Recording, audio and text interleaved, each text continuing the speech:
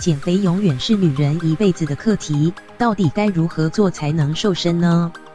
日本女星深田恭子就分享自己的香蕉减肥法，3个月狂瘦12公斤，让自己挥别胖公称号。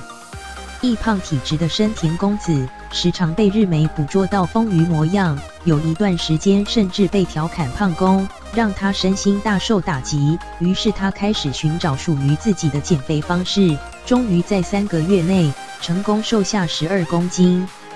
她大方分享自己采用香蕉减肥法，方法相当简单，早餐不吃三明治、蛋饼等精致淀粉，改吃1到2根香蕉当早餐，搭配1大杯温开水，同时彻底戒掉宵夜和酒精饮料。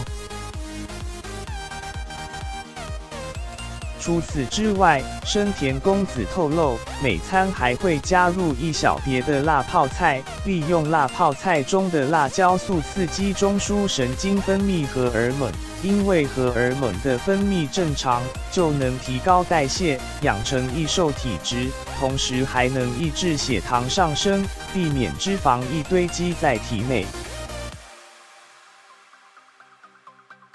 另外，深田恭子也透过喝温开水提高基础代谢，改善水肿状况。